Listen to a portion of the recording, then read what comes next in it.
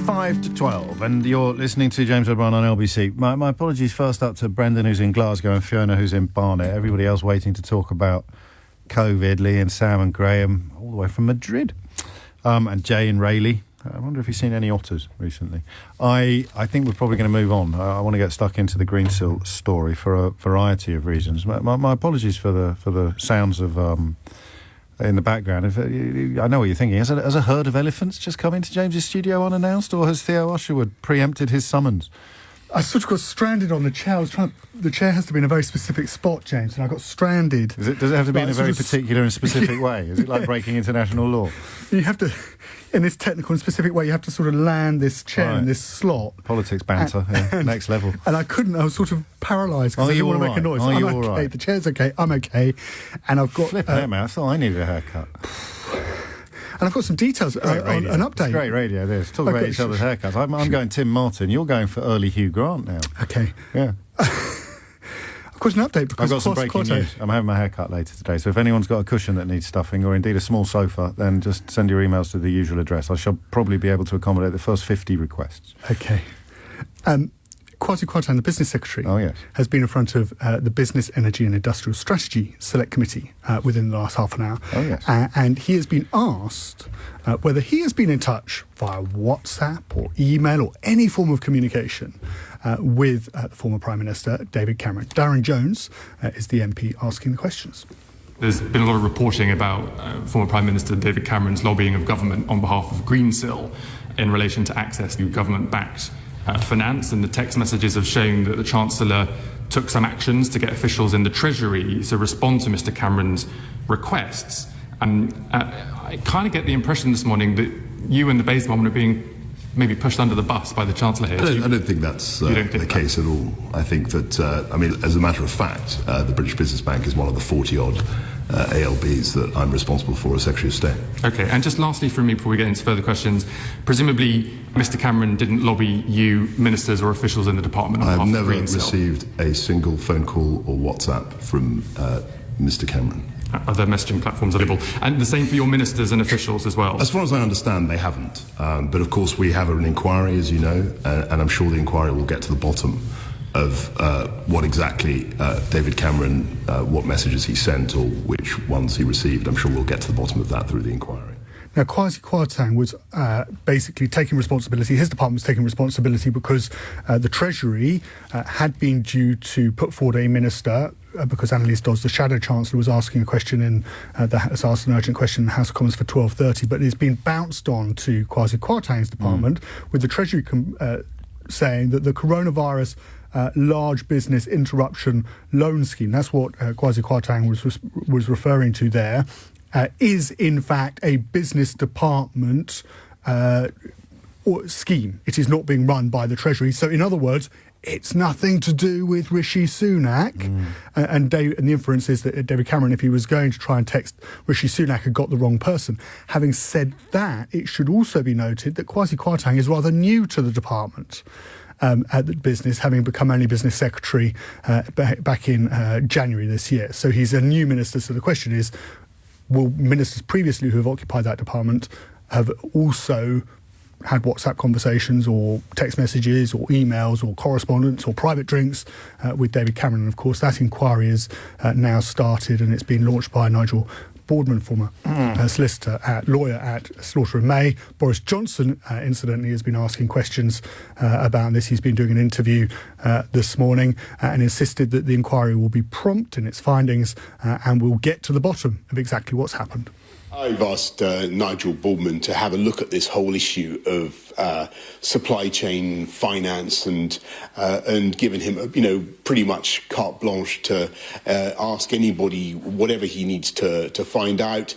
I would like it to be done quickly, but I want him to have the maximum possible access, and so we can all understand exactly what's happened, and that will of course be presented to Parliament in due course.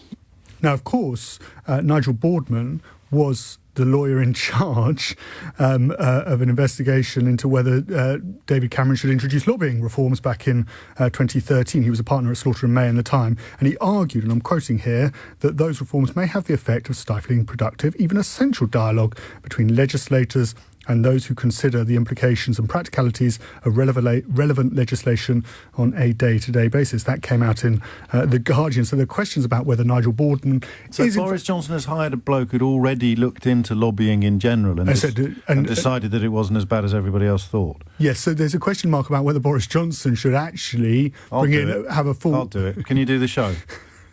A full independent inquiry, James... Yeah.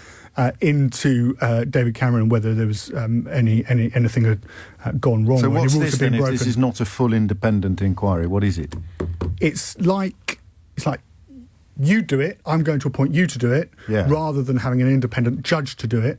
So right. So judge-led is a synonym for independent in these kind of conversations. I get a bit confused. There are so many inquiries. And, of course, when you've got a Prime Minister who throws them in the bin anyway and then has to preside over the resignation of the independent advisor on the minister who conducted it. So if curiouser and curiouser. So if you wanted... So the accusation might be from critics of people who are saying, why did the Prime Minister... I've picked a person. Exactly. I might not be marking my own homework, but I'm going to choose who does. Exactly. Right.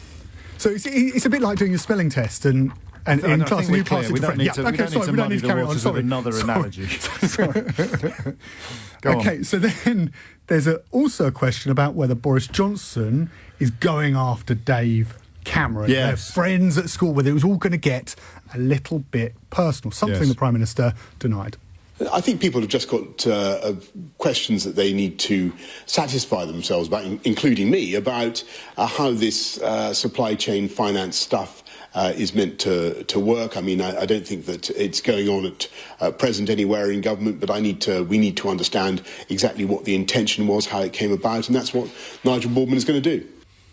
Interesting. So, I mean, my frequent observation that this administration is built bizarrely on completely disassociating itself from the fact that the same party has been in charge since 2010. That, I think, is close to an observable fact rather than an opinion when they start talking about, Priti Patel seemingly unaware that her last three incumbents in the Home Office before her were all senior Conservatives. Yes. They all talk as if, life began in December of 2019. That observation adds perhaps to the idea that Johnson is, and it challenges slightly the idea that he's just appointed someone to mark their homework who he prefers. But I don't think he would lose any sleep if David Cameron's reputation was torn to shreds. So if you look that's one of the points, isn't it? But if you look at Boris Johnson and the line he has taken since he became Conservative Prime Minister, but more specifically the line he's taken since he won that 80-seat majority back in December 2019, it is very different to the course that David Cameron plotted. And of course, one of the threats that faces any Prime Minister is somebody from your own side comes out and criticises you at regular intervals. I'm thinking about potentially the decision to reduce our spending on foreign overseas aid from 0.7% of GDP down to 0.5% of GDP. And what this inquiry has the potential to do is to take a critic, potentially, of Boris Johnson, very vocal critic of Boris Johnson, and just take him out of the game. Cut him off at the knees. And therefore, everything that David Cameron says post potentially a damning finding by Nigel Boardman and this inquiry will always have a question mark over whether David Cameron has any credibility to say it, because he has been discredited potentially by this inquiry if Nigel Boardman comes out and finds that David Cameron has acted improperly and broken the rules. It is almost incredible. We played out the clip yesterday. We'll dig it out again, actually, just because I'm a big fan of clips. We all know how it works. The lunches, the hospitality, the quiet word in your ear, the ex-ministers and ex-advisors for hire, helping big business find the right way to get its way. David Cameron, 2010. Yeah, incredible. But that was a way, of course, of David Cameron of trying to move the debate on from expenses, which had implicated so many of his own side. I believed him. I still kind of do. I don't think necessarily anyone should be I don't think we should ever presume that if you said something in 2010, you'd still think it was true in 2000. He may well have meant it in 2010. Fast forward 5 years, he's out on his ear. He's set fire to the country, whether he realises the full extent of it at that point or not. 2016, sorry. And then someone comes along the next day and says, look, here's 30 million quid's worth of share options. Can you do X, Y and Z for me? Most people would say yes. So he may have meant both. He may have meant that this is an appalling pox upon politics and, well, it may be an appalling pox on politics, but I'm not going to look at a $60 million gift horse in the mouth. I'm not nuts, you know, Theo. And besides, have you heard of the wealth trap? Have you read Charles Moore in The Telegraph on how hard it is to only be moderately loaded when you hang out with seriously loaded people all the time? Keith, get your violin. It's 11:45. 10 minutes to 12 is the time, and you're listening to James O'Brien on LBC, where we will move swiftly on to the chief political correspondent of the Financial Times newspaper, Jim Pickard, who has been leading the line on what is fast evolving from the Greensill story to the Greensill scandal, and he joins me on the line now. Can we take it from the top, Jim? When did your antennae first start twitching? So I have colleagues who are much smarter than me who were doing Freedom of Information requests last year on this peculiarity that Greensill, the company, had 10 meetings with senior Treasury officials at the start of last year when the pandemic erupted. And 10 meetings is obviously completely out of whack with the one or two meetings that other companies and other organisations were getting. But those FOIs were knocked back repeatedly for many, many months. And then finally I got a rock-solid tip in March, which enabled us to eventually write the story, front-page story, that David Cameron had lobbied senior figures in the Treasury and Number 10 to try to facilitate improvements to various debt schemes to the benefit of his billionaire paymaster, Lex Greensill. Gosh. This is a question that I will ask you on the provision that you promise not to laugh at me. Sure. Thank you. How do you gauge the scale of a story like this when you're working on it? I mean, you have been in the game for a long time. You've seen stories come and go. This one has gathered pace, hasn't it, since March the 19th when you published your first report. I suppose what I'm asking you is, did you realise from... Yeah, James. I'm going to be honest with you. This was all down to my brilliant colleagues. So, in particular, Rob Smith, in particular, Cynthia O'Murchie. Rob Smith has been looking at the weird connections between Greensill and Liberty with other colleagues for literally over 18 months. So when I was first told... Someone sent me a message 6 weeks ago referring to Lex, and I nearly replied saying, who the hell is Lex? Of course. I thought, that's not very professional. I'm going to quickly Google and get up to speed with it. So I'm sort of standing on the shoulders of some brilliant reporting by colleagues. Okay. And then when I realised... when you realise that the former Prime Minister used his personal connections to lobby senior ministers to basically for financial gain, I realised that this was going to be a very big story. But the fascinating thing about this is that although the David Cameron lobbying is a big story in and of itself, I think when people get their heads around what's been happening at Greensill and how it has financed the expansion of Liberty Steel and various other companies owned by Sanjeev Gupta, who's this massive tycoon, when they get their head around how there are massive questions about this that the German investigators are looking at, BaFin, sort of financial crime unit, is looking at Greensill Bank in Germany. There are, the British government has basically said that they won't bail out Liberty because they don't trust Gupta not to disappear with the 170 million quid he's asking for. I think the story is going to move on to the fact not just Cameron, but these slightly unsavoury people he was representing.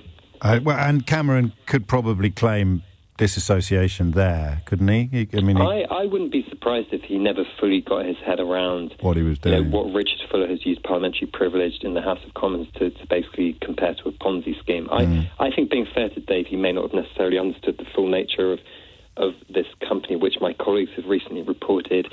Some invoices have come to light claiming to be, Liberty had claimed that these companies had done business with them. These companies, at least 6 of them, have said they hadn't done business with Liberty. So I've been very careful about the language I choose. I notice you are, and I've read the articles you refer to. And I would suggest people Google them, yeah. Yeah, I mean, that particular angle is frankly astonishing. I don't know why we think that something huge must be immune from the kind of issues that you're very diplomatically describing. But that perhaps is part of David Cameron's problem, is that the size of the rewards on the table were so enormous that he didn't look the other way, but he certainly didn't look hard enough in the right direction. And speaking of the rewards, that was a particularly mealy-mouthed bit of his statement, wasn't it? He denied that the shares he'd been offered were worth anything like the amount speculated in the press, but notable entirely by its absence was an admission of how much they were worth.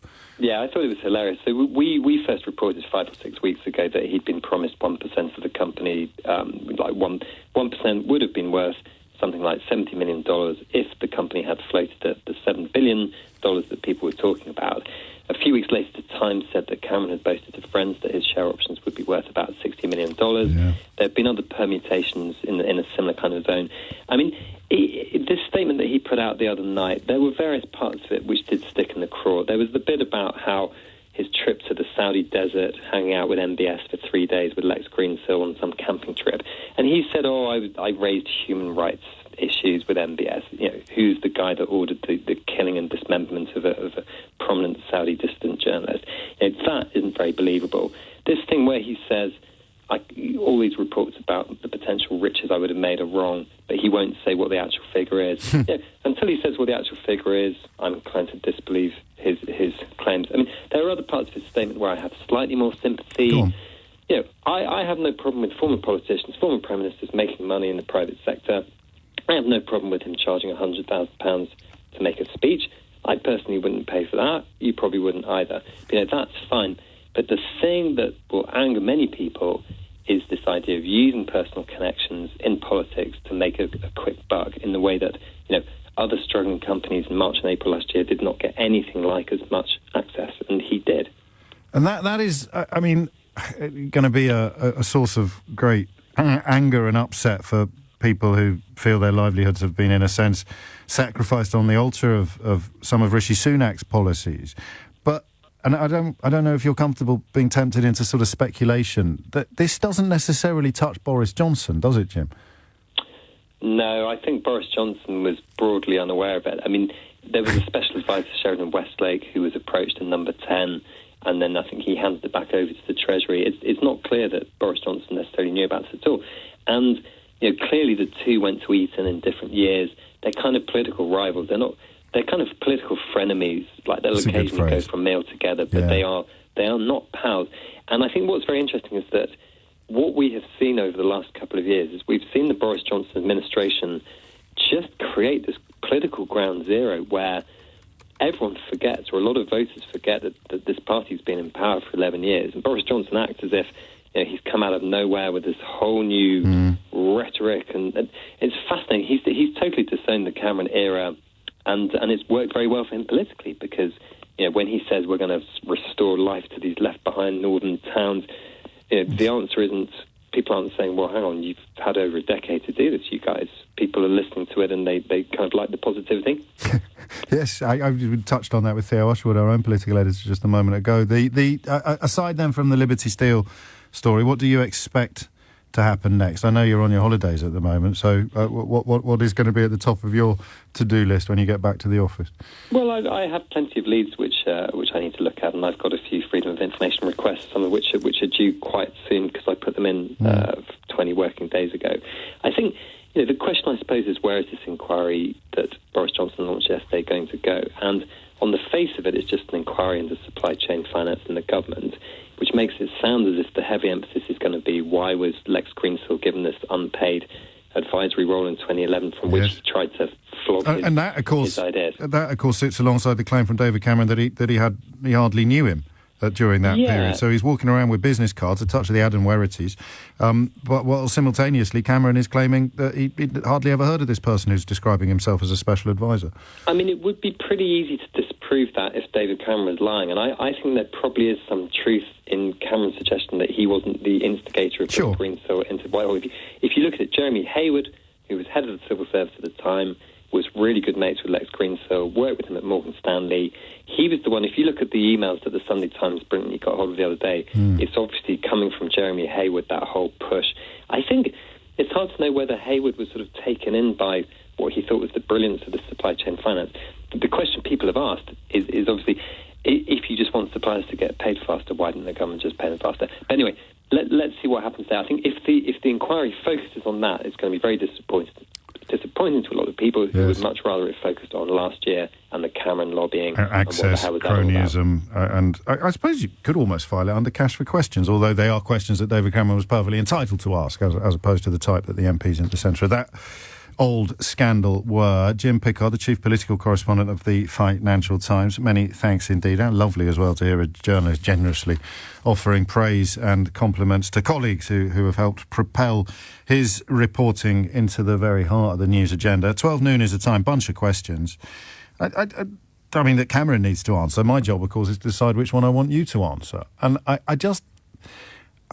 think we return to yesterday's conversation about how do they get away with this? 0345 60 60973. If you're a business person left in the cold by Rishi Sunak's various schemes to help people keep their businesses afloat, an estimated 3 million people forgotten or excluded or both, whatever you prefer, you couldn't, and also the grieving families of coronavirus victims desperate for conversations with the Prime Minister or with senior members of the government, you couldn't get arrested by this lot. And Cameron has been found to have made contact with Rishi Sunak, Matt Hancock, John Glenn, Jesse Norman, goodness knows who else. I think something might have dropped while we've been on air in terms of other approaches.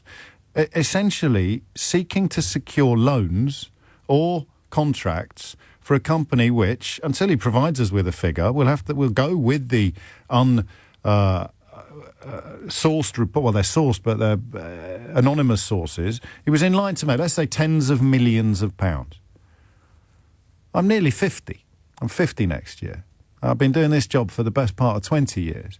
And there are days still when I sit here and say, how the hell do they get away with this stuff? It's 5 minutes after 12, and let's get stuck in. What question would you ask if you were in my chair today? Is how do they get away with it? Something that's obvious? I mean, you ring up and you tell me? I don't know. I mean, listen, this is getting proper coverage. It's getting proper pickup.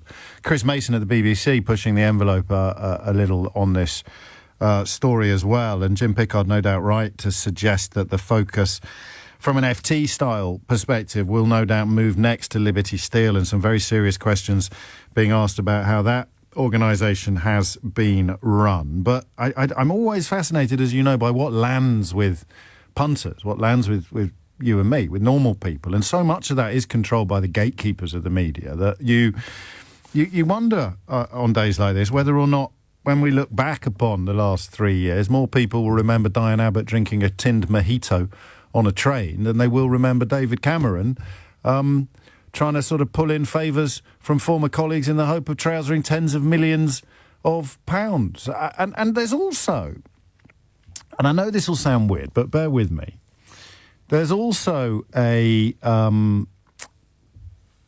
question about sometimes whether or not the numbers are too big for us to care. And I don't know whether the mojito thing works here. You know, we can all get our head around someone drinking a mojito on a train. I don't know about you, but I can't really get my head around $60 million or $20 million or $30 million, except when I'm buying a lottery ticket or looking at the advance for my next book. That was a joke, by the way. I mean, a really, really big joke. And I don't know. I'm not going to apologise, and I'm certainly not going to withdraw my conviction that a culture of deference in this country that goes back hundreds of years, but that has been weaponised in the last 10 or so, is deeply, deeply damaging. The people I describe as cap doffers and forelock tuggers are the biggest obstacle to social and economic advancement for the massive majority of the population in this country. The idea that you belong where you belong, you should know your place, and that is part of what informs people like David Cameron's belief that they belong in a much better place than you will ever achieve. It's to the manner born. It's that wonderful line, isn't it? In All Creatures Great and Small, the rich man in his castle, the poor man, am I going to remember it all? The poor man at his gate.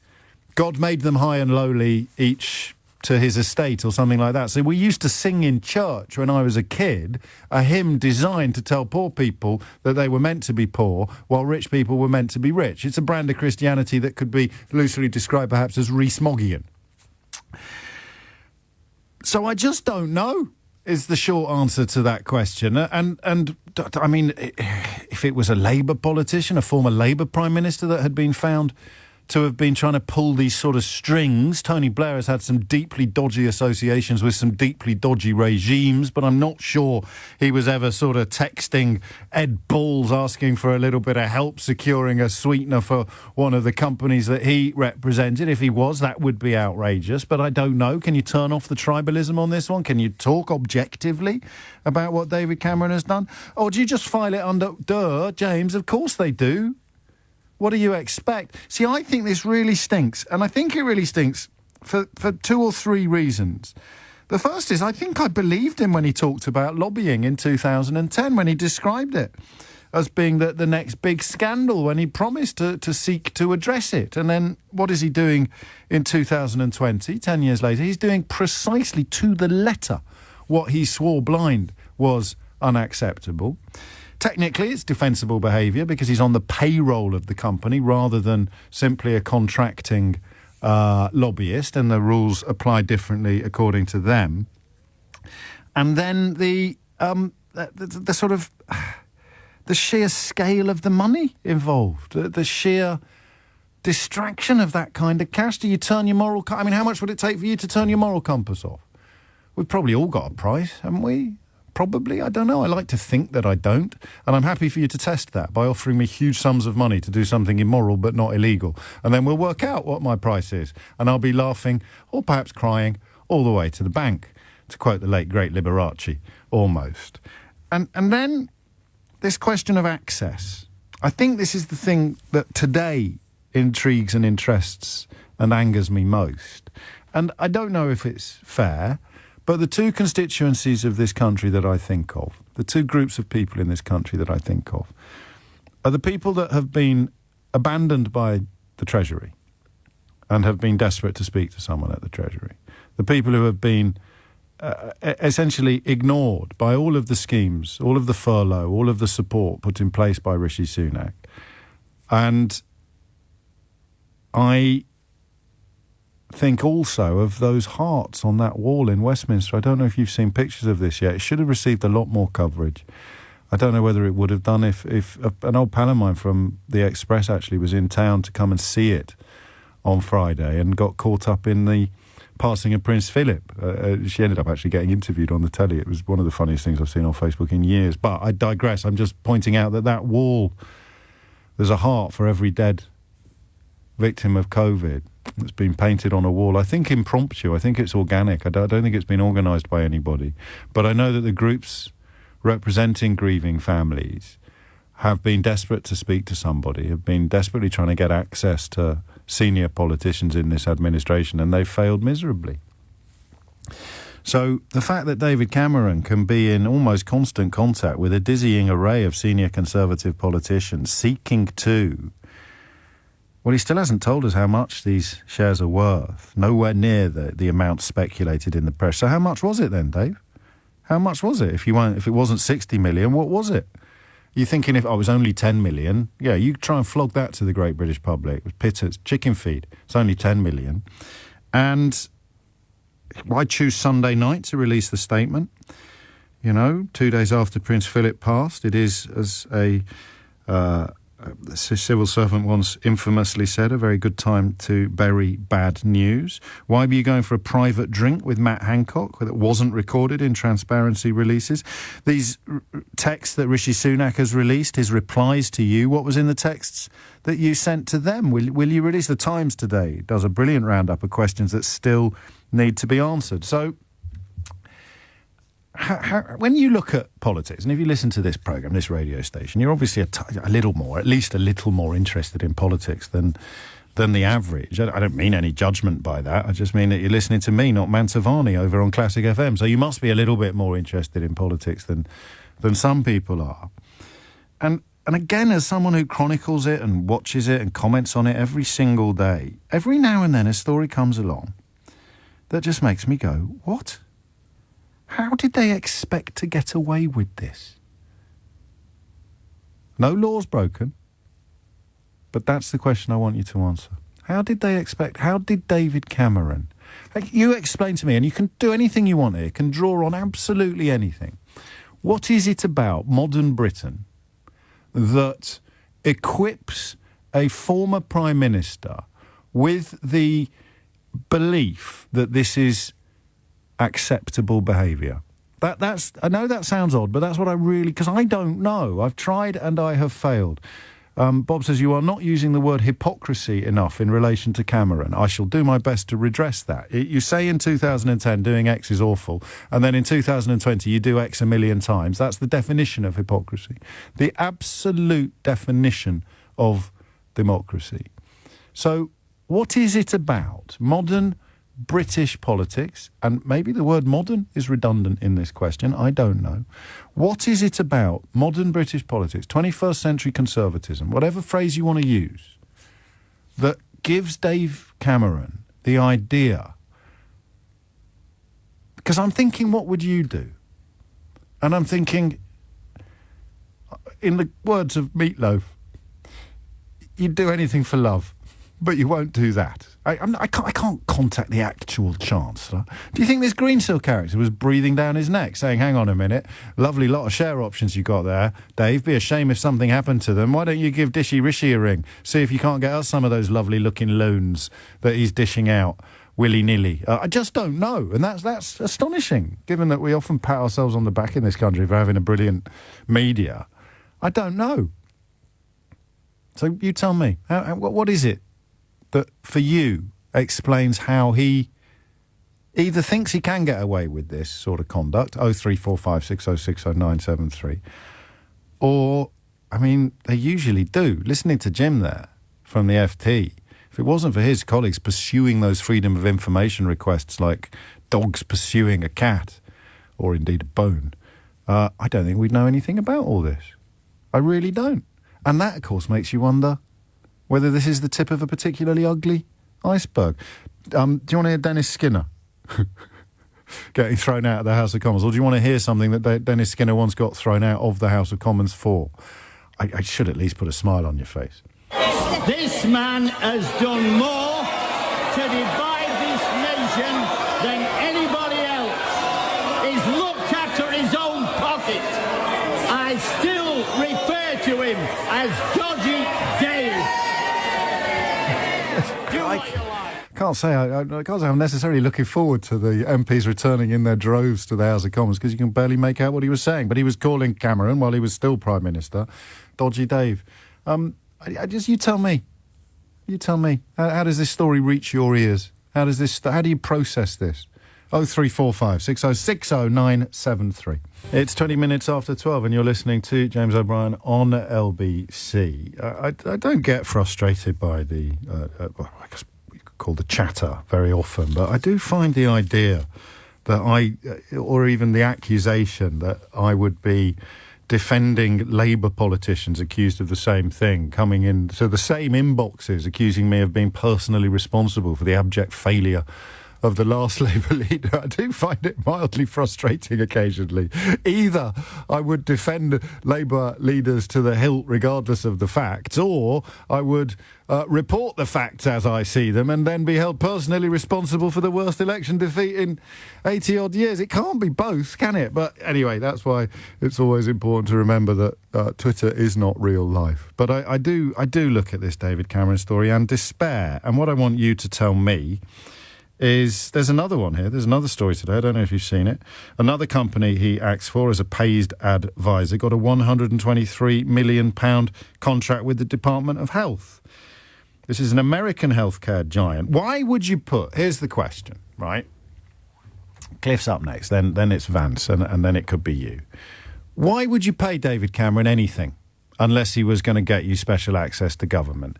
He had one job before he went into politics. He was a director of communications for a TV company called Carlton Communications. That was a job he got after his mother-in-law rang up Michael Green, who ran Carlton Communications, and says, hello, could you give David a job, please? He can't seem to find one commensurate with his talents and status. So the only job he ever had was in showbiz PR, TV PR. He was rubbish at it. There's one famous story when the media correspondent at The Guardian rang up looking for a quote on a story, and she is to this day convinced that David Cameron answered the phone and then pretended to be the cleaner while claiming that David Cameron wasn't in the office. History does not relate whether or not her suspicions were well-founded or not. But, you know, have a look at his subsequent conduct and tell me you find that hard to believe. So that was his only job before he went into politics. He ended up Prime Minister. People, myself included, quite like the cut of his jib at one point. I never voted for him, but he didn't seem to me to be... He seemed to me to mark a departure from the old, what I think it was Theresa May herself called the Nasty Party, wasn't it? Well, how did we end up here then? On what possible planet would you pay David Cameron a ton of money to help your business if he wasn't going to help it by greasing the wheels or greasing the passage into government? That, I think, is the question that's been bubbling under my own pontifications for the last 2 days. Because that's why I get confused. It's obvious. Why would you pay David Cameron millions of dollars to represent your business? A third-rate PR man who ended up Prime Minister and then set fire to the country in the stupidest political decision that any Prime Minister has taken since Suez. Well, I'd pay him money because he might have access to the current government and they might help me get some business or some money. And that's the bit I can't get past. It's like a roadblock. That seems really, really obvious and really, really wrong, but it's so commonplace and normal. Cliff's in Epsom to help me out. Cliff, what would you like to say? Afternoon, James. How are you? Very well. I'm all right. I'm mildly frustrated, Cliff, if that question wasn't rhetorical, but you crack on. Well, join the club, mate, because... you know, I'm 60 years old now, so I've retired from my business life. But in my previous life, I used to run quite a large, successful business in central London. And as a result of that business, I used to have lots of interactions with MPs and members in the House. And, like, you know, people need to wake up and smell the roses. What's going on in this country is that, you know, these upper-class twits from their Oxbridge education, they come in as MPs, a lot of these guys are giving up jobs in the city, which are like £300,000 a year. They're giving up jobs in the city, becoming Tory MPs and doing their mates favours. I mean, it's just rife what goes on in the House of Commons. You know, and Cameron, whose family money comes from slavery... Well, I mean, does it? I don't know. You know, you can't argue these. These are facts. All right, Cameron's but I don't think that's his fault, is it? Slavery. Sorry? That's not his fault. Well, it's not his fault, but... It doesn't mean he'd be in favour. It doesn't mean he wants to bring it back, Cliff. Yeah, I know, but I'm not. I'm just saying that you know, the corruption. Well, okay. Here's a line you can use. You'll have to Google it. I can never remember whether it's Tolstoy or Balzac, but one of them said, "Behind every great fortune lies a great crime," and that simple truth. Yeah, that simple truth is the reason why they don't want the National Trust to publish history. Exactly, and it's very true. And, you know, people, at some point, will the population ever wake up to the fact that voting in these Oxbridge twits, who really are? I mean, again, you're putting me on the back foot here. There's nothing wrong with going to Oxford or Cambridge. It should, of course, be accessible to less privileged people, absolutely. But you do get a very good education there. So just pause a minute. Just pause a minute. Here's the question. I don't know what kind of business you were in. I've got various little fireworks going off in my head at the moment. The one went off a minute ago. What the hell else are you going to pay David Cameron money for? It's not exactly his track record as a third-rate TV PR, is it? So you're paying David Cameron. Hang on. So the other firework that's just gone off while you were speaking is this question that you and I think that it's obvious and commonplace and widespread, and you and I care and think that it's wrong. You know, I've got this weird obsession with cap doffers and forelock tuggers, and they tend not to ring me anymore, which is my fault, and it's a bridge I'll build at some point in the not too distant future. Do they look at this and think, yes, that's fair enough? You know, in the way that they look at someone with the intellect of a goldfish like Jacob Rees-Mogg and think that he somehow is born to rule over them? Do they think that because David Cameron was born into the sort of social circles or the upper echelons, the quasi-aristocratic levels of society, they think, well, that's absolutely fine. He's entitled to do. I don't. That's the bit I can't get past. I can't get into that bit of it, Cliff. I don't think you can underestimate the class system in this country. You know, I mean, I was a working class lad, and I had a terrible education, thanks to the government for that. It was only the fact that I managed, pulled myself up by my own bootstraps. Well, then the people you grew up with, the people you grew up with, yeah. When you feel righteous fury at this sort of cronyism and behaviour, what would they feel? Do you think? I don't know what it is that people in this country seem to have some kind of inferiority complex to people with a plummy accent. This is my fear. This is insanity. Yeah, so Diane Abbott drinks a mojito on a train, and exactly. it's the end of civilization as we know it. David Cameron seeks to promote companies that he could be making tens of millions of pounds from by pulling in his contacts with former Conservative colleagues, and there's nothing to see here. Everybody move along. That's absolutely fine. Isn't it strange, though, that Tony Blair's probably worth, I don't know, £25 million? Oh, he's worth more than that. Everyone, well, it's worth more than that now. But, I mean, everyone goes on about Tony Blair, he's so corrupt, he's so terrible. Do they? I mean, all these guys in the Tory government are at it. And I'm not just picking on the Tories, because don't forget the Labour Party, the amount of money that Denise Coates from the evil betting industry gives to the Labour Party. They're just as dirty as the rest of them. Well, you're veering here. I think all of the words... that's fine, but all of the words that you've used, all the descriptions that you've used, I think are all perfectly permissible under your personal opinion, but that's all been done transparently, Cliff. So I'm all for a bit of balance and a bit of he said, she said, but Cameron was trying to do it on the never. He was trying to do it on the sly. He kept stum for a month, hoping the story would go away, presumably deriving some confidence from the fact that as a senior conservative, most of the newspapers probably would go away, but not the FT, you see. Is it that? Is it deference? Because this is one of my pet theories.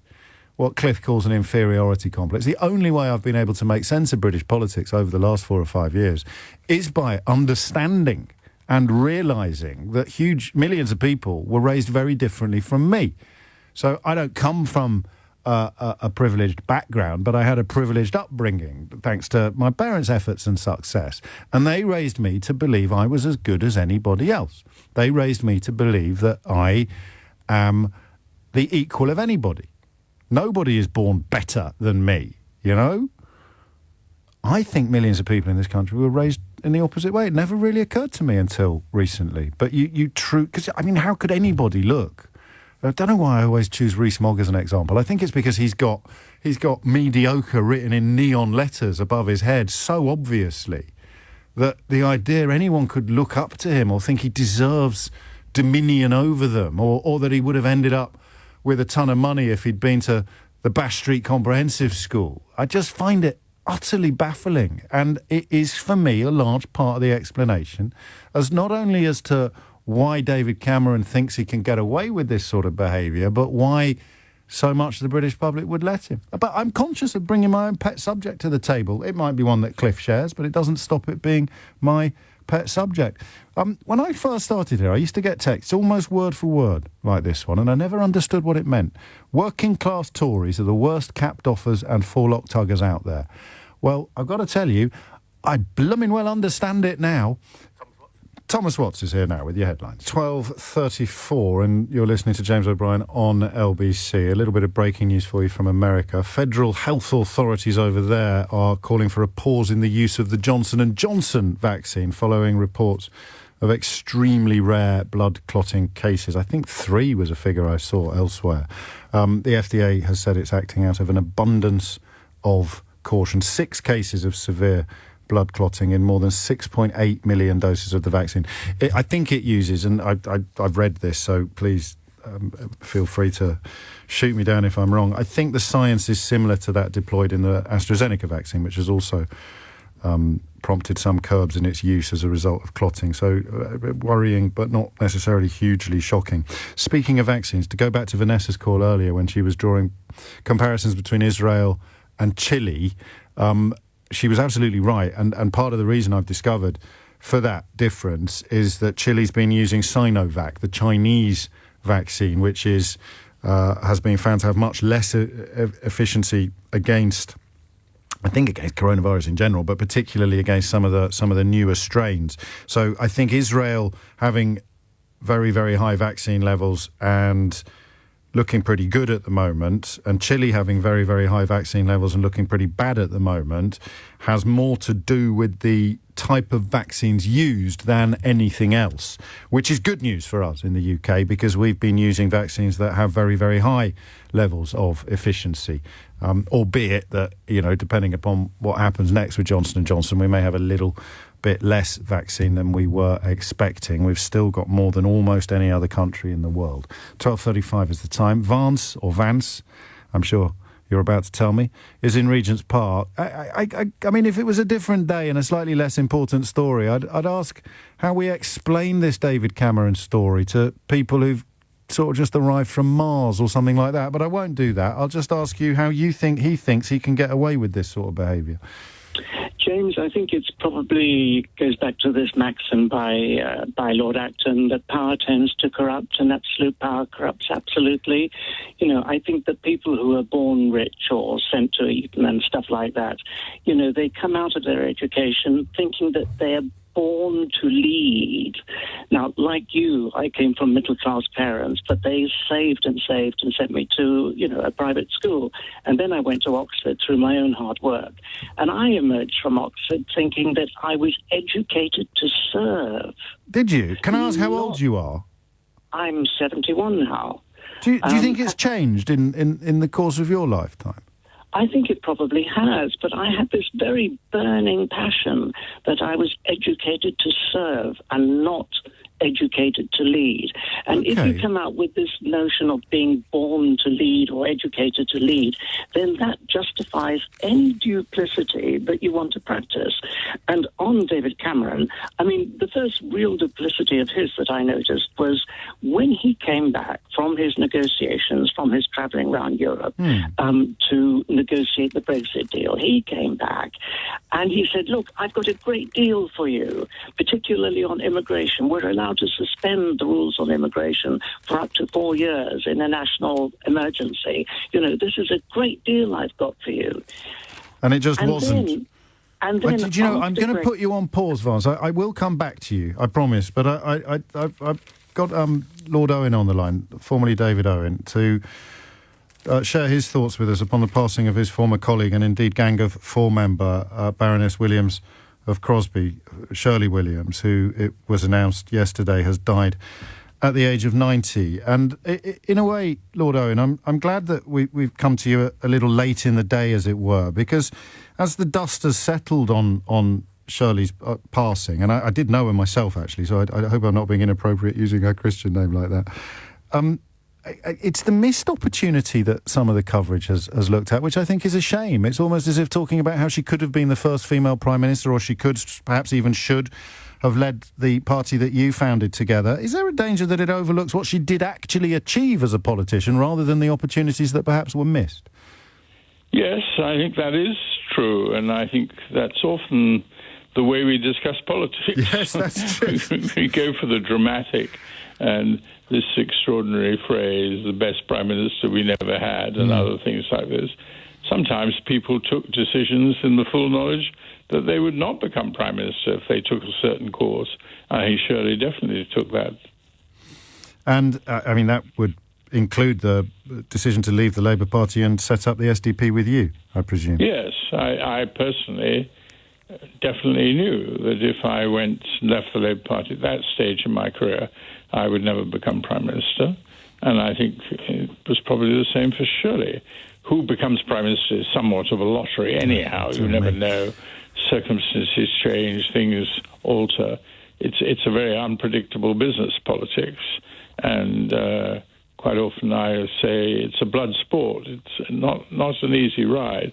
And particularly for a woman at that stage, women were not accepted by a lot of men as being on the same level as males, and they were really quite incredibly patronizing or intrusive or in various ways derogatory of a woman, and surely have to put up with quite a lot of that. which she did with good humour. Well, you mentioned her humour. What did you like most about her on a personal level? Well, a lot of people thought we were friends, but actually I came into politics very late from being a serious doctor. You know, I was a research worker into the brain at St Thomas's Hospital. I took no interest in politics at all at university, and I'd not been involved. So when I arrived in Parliament, I'd never met Shirley in any way. I didn't know her. And a lot of her colleagues and friends and contemporaries of mine knew her at university and in the Fabian Society. So there was quite a lot of catching up to do in relationship to her.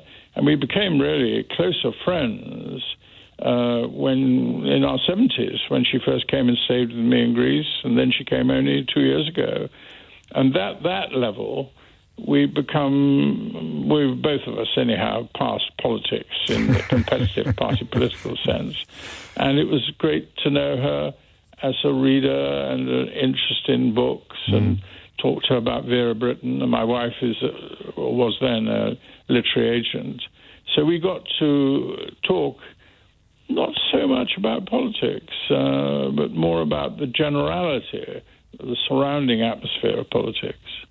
How did she feel about the current landscape, so to speak? Well, what were her... I mean, I could probably guess, but I'd like to hear it from you. The current... Sorry, I lost that word. The current state of British politics.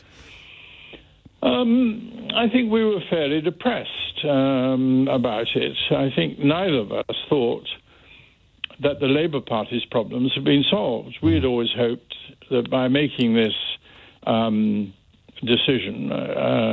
to take on the left, we would win. And nobody knew the outcome. The general feeling was perhaps we would work with the Labour Party, a reformed Labour Party, later on and help them and support them. But actually, I think the Labour Party is still in a very serious mess. And in a way, one of the problems is that they've never been taken head-on, the left. Now, maybe... Starmer is doing that at the moment. I'm not close enough to realise. But I think that the growth of the left and the Corbyn period, I mean, if ever there was a chance to knock the Conservatives out, it was in 2017 and then in the 2000 election. It's amazing that they didn't do it. Indeed. And on a similar theme, and finally, Lord Owen, it's tempting sometimes to have what I suppose we could call retrospective rose-tinted spectacles and think that the calibre of politician 20, 30, 40 years ago was somehow higher than it is today. Using Shirley Williams as an example, do you personally consider that to be a fair observation? I'm careful about that. Of course you are. As you get older, everything can look rather different. I think you have to guard against this. My own occasional meetings with MPs still gives me the impression that they're different. There are many more women. A lot more people from a non-English background have done extremely well. And actually, I rather admire them. So good. I guard against that. I'm not, at the moment, impressed by the argument that they're inferior in intellect or in courage or in capacity. I just think they're extremely bad at choosing their leaders and their prime ministers. Lord Owen, David Owen, many thanks indeed. David Owen, of course, one of the gang of four who left the Labour Party to found the SDP with Shirley Williams, who passed away yesterday at the age of 90. Let's squeeze back to Vance. I love your distinction between leadership and service. It probably has as much to do with schooling as it does with university, though, doesn't it? This is the notion that you are born to rule, and you see that in David Cameron, I think. Yes, I think it comes back to parenting as well, James. You know, I was really lucky to have good parents who worked their socks off, not just to make money, but to serve, the people they were working with, my dad especially, in Africa. And that had a huge impact on me, and I've lived all my life accordingly. But, Cameron, I saw his duplicity, after Brexit. Yes, you said. After the Brexit vote, he said the one thing he regretted was allowing the British public to believe in Brexit, allowing them. He didn't allow them. He encouraged them to believe in his solution to the Brexit problem. Okay, he fluffed it. He fluffed it. He fluffed it completely, didn't he? He didn't provide the leadership that was necessary, and he wouldn't admit it. He tried to cover it up. And, the Prime Minister after him, Theresa May, do you remember when towards the election, she was standing in front of some nurses on TV, and they were asking for a small pay rise. And she said, I don't have a private money tree. That was it. Magic money tree. Magic money tree. A week later, when she needed to bribe the DUP to come on board, she found the magic money tree. She found £1 billion down the back of the sofa. I thank you. I apologise for introducing an interval to your contribution to the programme. You didn't even have any popcorn or sliced oranges, but I did want to hear Lord Owen's thoughts on the passing of Shirley Williams. I look forward to talking to you again, though, Vance.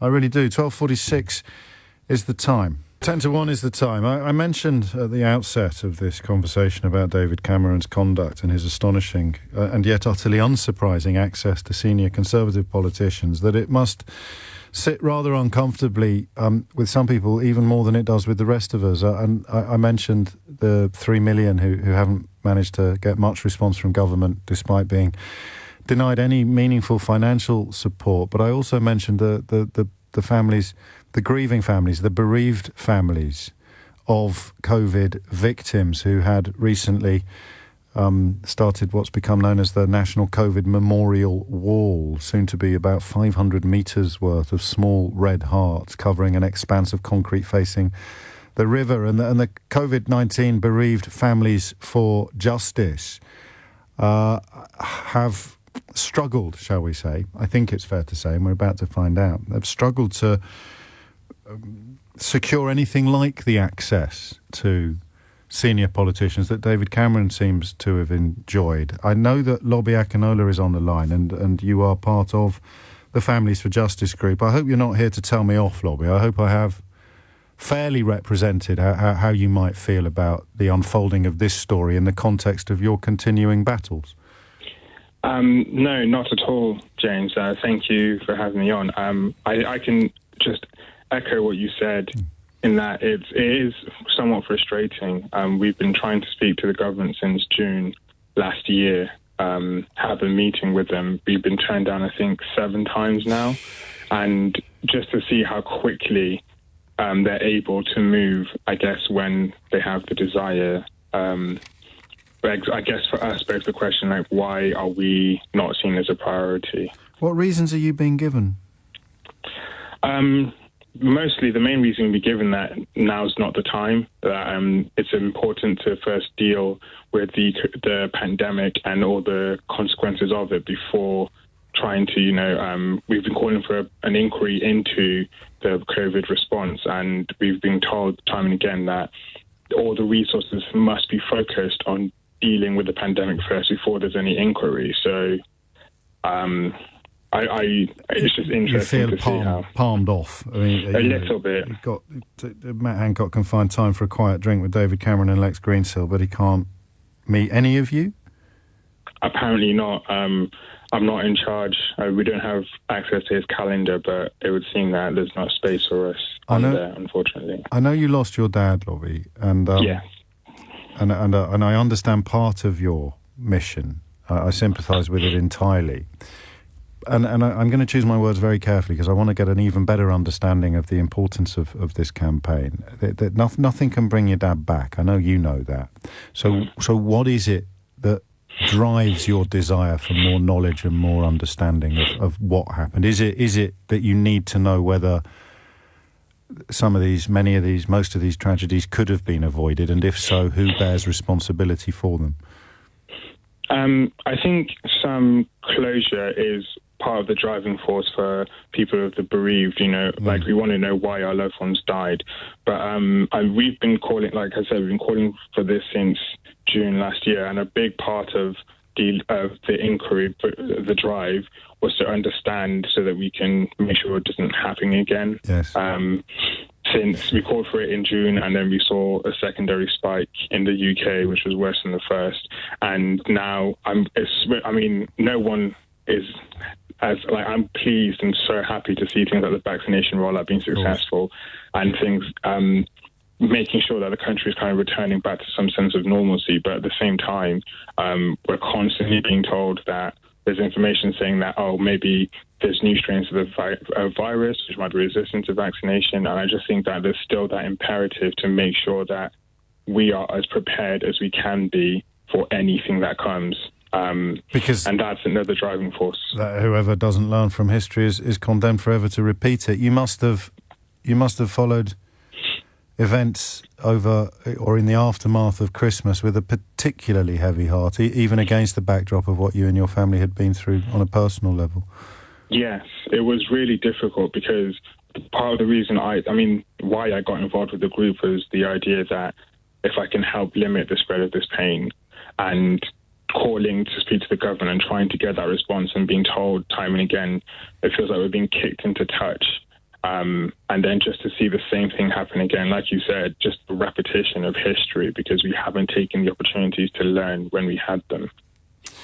Lobby, take care. You know where we are if there's anything else that we can help you with. And I'm glad that my speculations about how you and your colleagues and your friends in the COVID bereaved Families for Justice group might have felt about this breaking story. Before you go, is there no way you could have a whip round, offer David Cameron $60 million worth of share options, and then get him to sort out a meeting with Boris Johnson and Matt Hancock?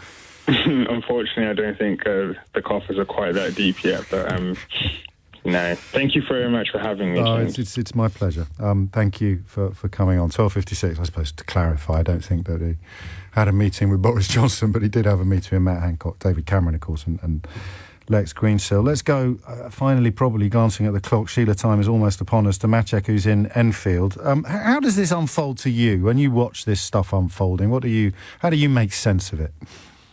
Hi, James. Hello. Yeah, we spoke before.